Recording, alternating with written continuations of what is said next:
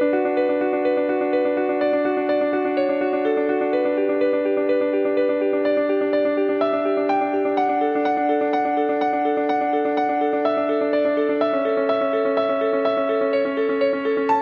everyone. I'm your host, Andrea Weckerly, and welcome to the Ready Living Podcast, where each episode is designed to educate, inspire, and empower you to create the life you want. Thanks for joining us, and remember to subscribe for free on your favorite platform. My guest today is Kimberly Haley-Coleman. She is the founder and executive director of GlobalWare, a U.S. and Canada-based nonprofit that leads and mobilizes volunteers for short-term service projects in over 25 countries. With a background in international business development and finance, she previously held leadership roles at global firms including CNBC.com, Space Services International, and InvestTools. A multiple patent holder, she is a Southern Methodist University guest lecturer, a recipient of the Texas Business Hall of Fame Award, and a longtime Hall of Fame member, chairman of the executive board for the International Volunteer Programs Association, and actively engaged with organizations like the Building Bridges Coalition, ESOC Consultative Status Committee, and a variety of other nonprofit boards focused on international service, community development, and environmental improvement. Kimberly holds an MBA in International Business, an MA in Art History, and a BA from Emory University. Welcome, Kimberly. Thank you so much for having me. I really appreciate it. Some people may not know what a volunteer vacation is. Can you explain and also share how GlobalWare's work differs from traditional tourism on the one hand and long-term service like the Peace Corps on the other? We're basically a one-week community-led service program. Some people like to use the word volunteer vacations. Adventures in service is what we say. We're all over the world in 26 countries in these one-week experiences. If you go to the website and you pick which country and which date, we take care of everything from there. The accommodations, the project materials, all of that. We have our local bilingual coordination shepherding our volunteers through the process. With traditional travel, we think of that as being more likely to be, what can I see? What can I experience? Our programs are more about who can I meet? What can I learn? How can I contribute in a way the community wants? How can I share in a way that's going to impact my life and theirs for a lifetime? You're not going to be standing in line at churches and museums getting off and on a bus. You're going to see all the local cultural sites, but you're also going to leave something substantial and concrete behind that helps the community stand on their own 2 feet in a very community-led way. And compared to something like the Peace Corps, which is, a 27-month commitment, for GlobalWare, it's designed for everyday people with no special skills, no language skills, and it's structured so that the local partner organization, this grassroots community that we're helping, stays in charge. The volunteers are part of a locally driven, communal, shared effort, and that's the big difference for us. Can you walk us through how a grassroots organization and community move from identifying a need to co-creating a project? What are some of the types of projects that GlobalWare volunteers work on? I'll give you some examples. We assemble and distribute wheelchairs for landmine victims. We install concrete floors in the homes of single moms in Guatemala. We build wattle and daub style homes in Kenya. We build hygiene stations in Ghana. We brought in water sources and built Adobe Lorena stoves in Peru. So they're all really varied. But what they all have in common is that the local community chooses it. We don't choose it. We don't choose the materials. It's all done with our locally sourced coordinator in conjunction with the local grassroots community. For us, success is really driven by that community's perspective, not ours. That said, we do have a list of criteria. It's got to be safe by our standards, culturally significant and meaningful. We've got to be able to see and understand that it's really helping a needy community stand on its own 2 feet. But it really starts by listening to the community. For years, we would go out looking for communities and projects. Now they come to us. We have communities come and say, hey, can you send us volunteers? If the local community hasn't organized themselves around, hey, we've identified our own problems and how we want to address them, if they haven't done that, then already we know that's not going to be a good community or a location for us. You've described moments where the gratitude of the parents was as great as that of the children. Why do you think these human relational moments matter? We aren't heroes, and we're usually not as fast or as good as the local community at doing anything. It's important that the way we're doing these projects underlines dignity. And this is something that's hard to understand when someone's new to service work in this capacity, since again, we are working as equals in the community. We're not showing anyone how to do anything. But by recognizing that someone is willing to get on a plane and come and do something alongside them, as opposed to just writing a check, it really helps show a community that they matter. While writing a check might mean more wheelchairs for that community, it may not do the same for the person serving in terms of their own global perspective having shifted and grown in such a significant and quick way, and that is just as meaningful as the project. So in terms of these relational moments, we keep in mind that the task at hand is important, but so is the large mind shift that's happening for the person serving alongside, the volunteer who's come on location.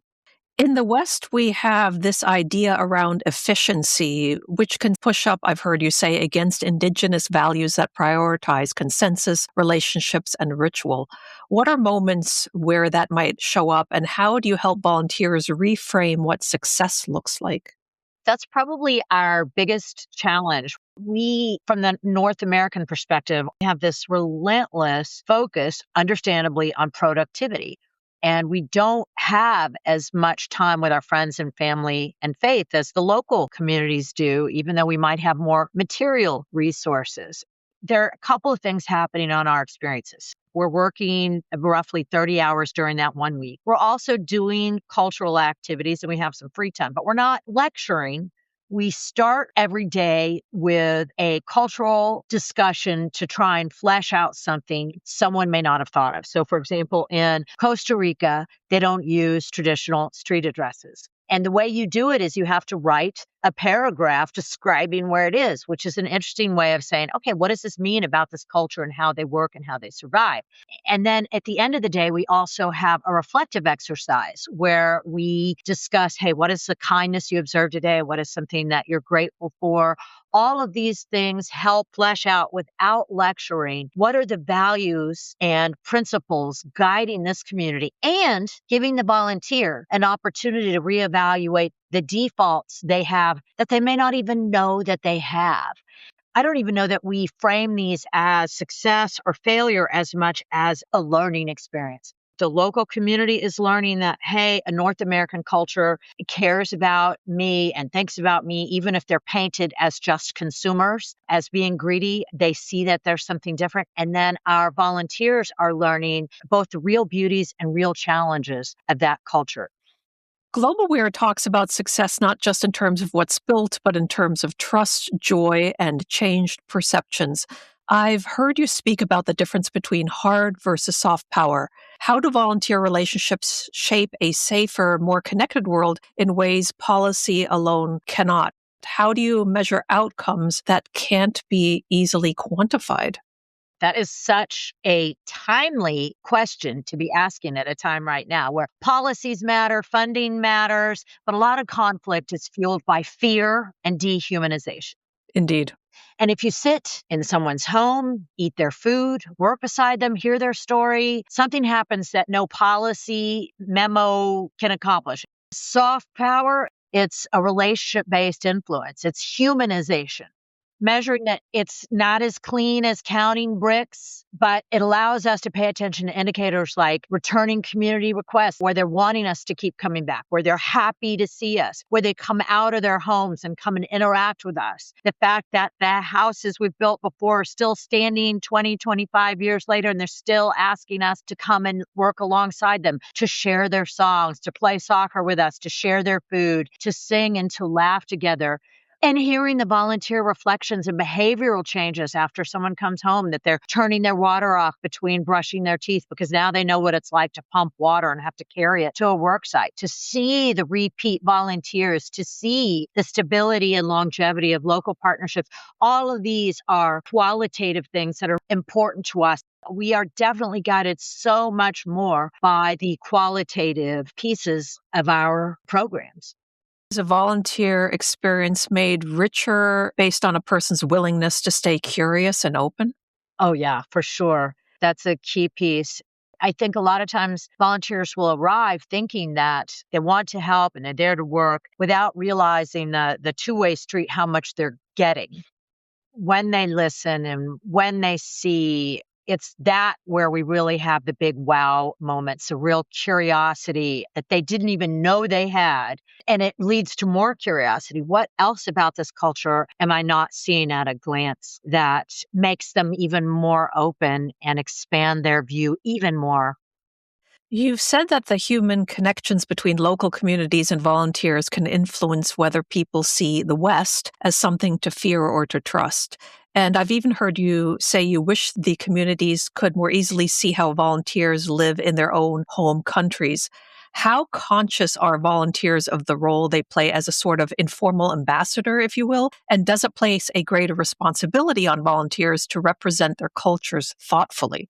I think some are more conscious than others going into it, although the outcome and the consequences all end up being fairly similar across the board. In so many cases, our volunteers are the only Westerners someone in our community ever really spends time with. From our perspective, it means they're not just meeting you, the volunteer, they're forming impressions about where you come from, what you value, how you treat others. And so we do feel there is a responsibility there to represent our culture thoughtfully and our humanity and our kindness. Our coordinators play a really huge role here in terms of pointing out what is considered acceptable behavior, not telling people what they have to do, but having these discussions.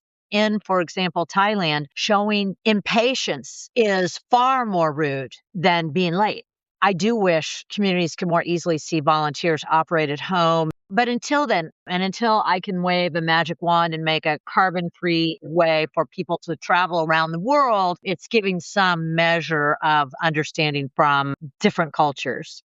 In the past, the volunteerism industry has sometimes come under criticism for ethical missteps, especially around orphanage tourism, poverty voyeurism, and the white savior complex. How does GlobalWare intentionally design against those harms? In other words, how do you prepare people before they ever arrive to let go of any mindset that they may have about that they're there to save anyone? And why is it so important to set these expectations ahead of time? A big piece of this is which projects and communities we're working in. We don't do orphanage tourism, and we are not building programs around poverty as an experience or as a backdrop or social media. We do have our orientation materials and, of course, our podcast channel, YouTube videos explaining all this. Our coordinators shepherd volunteers through this is what's going to happen. This is what you're going to experience. Here's what we recommend, and here's what you'll notice.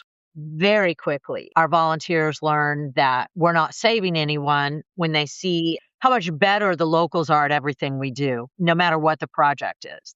They understand their own issues and how to address it better than we do. That lived experience goes a long way toward this white man savior complex, this swooping in as a superhero. People really quickly see that that isn't what's happening, and that attitude can unintentionally cause harm in both directions in terms of a Westerner being looked at as a dollar sign or as having answers they don't have or presenting themselves as heroes when they aren't. You're here to serve alongside. You're here to learn, to build mutual respect. And sometimes the most needed work isn't the manual labor. It's listening, watching, supporting, and showing up with humility. You've said that you've always been drawn to experiences that take you beyond your home country and that your family modeled environmental responsibility and global awareness long before these ideas were mainstream. How did growing up in such a household shape the values that are part of GlobalWare's approach to sustainability and cultural respect? GlobalWare's approach, we really are there to respect local leadership, think long term, promote cultural awareness and sustainability. And that all comes from the foundation that the belief that people and places are to be respected and listened to, and their communities that already have wisdom. I was super fortunate to have learning spaces both academically and in my home life. My mother really shepherded recycling and sustainability initiatives when I was a child, not to benefit herself, but to benefit the community. And she had to go and learn and research. And now I get to learn from the communities where we have programs. And it's meant such a wealth of windows into different cultures. But anyway, I do feel that I was lucky to have systems and family and academic situations that allowed me to at least be open to looking other places for knowledge and not just in my immediate little circle. Your volunteers have a broad range of backgrounds. Some are solo travelers, and there are families, and even members of corporate teams. What are all of these very different people looking for when they sign up for a volunteer vacation? They all are wanting to turn travel into a force for good. I think they know they're combining service and adventure. We have corporate teams that come to us. Many times the participants are going because some main contact person has recruited them without knowing what they're getting into. And then when they get there, they start to realize the meaning and perspective that they may not have had before. A lot of times people will come without having had the opportunity to really think through why they're participating, and they will learn on location. There might be a maternal figure, a mother that brings her kids or a spouse or a book club on a program, and the person who will have signed everybody up has read all the materials and has all of these really defined reasons why they wanted to participate. There are hangers on, if you will, or children that have come along that didn't have very defined reasons for why they are going on this program, but they come away with feeling, I actually matter. I'm actually able to make a difference. I can use my own hands and connect to the world in a way I just didn't think I could. Many volunteers return home with a heightened awareness of needs in their own communities. Why do you think serving abroad so often opens people's eyes? I think when we take ourselves outside of our routine that we're in some way robotically following, it allows us to see things we wouldn't otherwise see because all of our senses are open. We need to be supporting, helping, and nurturing our neighbors, friends, and family first and foremost. Got to make sure everything's going well in our own community. To the extent that people are first doing that and then still have capacity to do this other thing abroad outside of their regular borders, it does awake something different. Now it doesn't even surprise me anymore seeing how much people can feel energized, changed, and connected in such a short period of time. GlobalWare holds special consultative status with the UN Economic and Social Council. What does that status actually mean in practice, and how does it reflect the organization's role on a global stage? We've had that for years.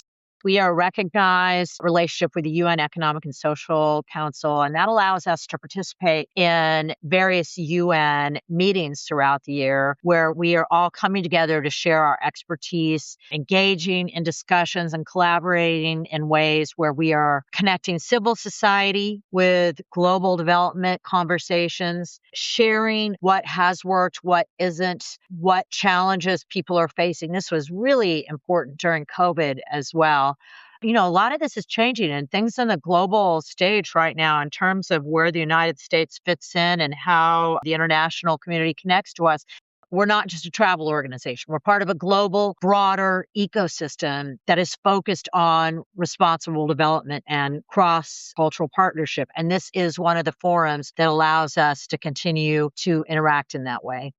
Ethics are obviously very important to GlobalWare, and I should note that in addition to being the founder and CEO of GlobalWare, you're also the executive director of International Volunteer Programs Association, a nonprofit organization dedicated to promoting awareness of and access to quality volunteer programs abroad. It serves as a type of good housekeeping seal of approval for organizations committed to responsible volunteering.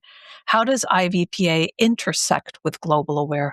We are, as you mentioned, an industry association with a lot of organizations that have agreed to abide by certain principles of ethics and safety because of so many of the things that were happening in some irresponsibly run organizations. It really does exist to raise standards, to promote accountability. and to allow communities a way to a roadmap on how to protect themselves and volunteers from unethical models.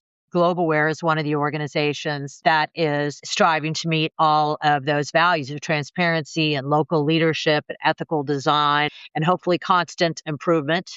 IBPA has been fabulous about keeping the whole sector moving in the right direction for short-term volunteering. For someone feeling called to serve but unsure where to begin, what questions should they ask themselves to choose the right destination and project? And I think in your materials, I saw that you've suggested people consider heritage, language, curiosity, and comfort with discomfort. That's right. If somebody has never left their city or their state, I wouldn't tell them to go all the way across the other side of the planet yet, unless they already had heritage someplace and already knew something about the language or the culture or the background or had family there. Because of culture shock, it might make sense to go closer to home first. There are lots of different considerations, places they've been and what their background is and what kinds of travel they've done and any sort of service learning they've done. There are lots of other questions as well. Who do you feel inspired to serve right now? We love talking to people about that and having those discussions, and we get those calls all the time. Where could people go online to learn more about GlobalWare? Anywhere someone types in Globe Aware, our website, of course, lists all the programs, the dates, the costs, all that stuff. In terms of seeing live, hey, what are they doing in the Philippines or in Cuba today at GlobalWare? We share all that on all of our social media. So it's easy to find on Instagram and Facebook and LinkedIn, our podcast and our YouTube channel. And these are also great places for just little snippets of valuable information, like how do I fill out this visa for this country, or what do the toilets look like in northern Thailand, all sorts of little things like that. So really any place someone looks for the words GlobalWare, they will find us. We have our phone numbers there too, so they can call us toll free and direct. So we're super easy to find. Kimberly, thank you so much for having taken the time today. Thank you so much, Andrea. I really appreciate it.